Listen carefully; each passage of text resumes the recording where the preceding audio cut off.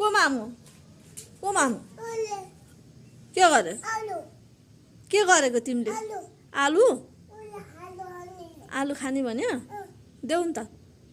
तिमीले के काम गरेको छोरी छोरी किसा किसिना छिटाउ न माम खाना आऊ छिटाउ बेटा माम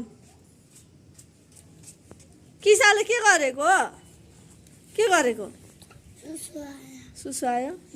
जाऊ पटमा गएर जाऊ किसा के काम गरे आलु छोडाएर खानुपर्ने के गर्नु र कामदारी मेरो छोरी आफै आलु छोडाउनु पर्ने अरूले छोडाइदिएको नहुने उसलाई है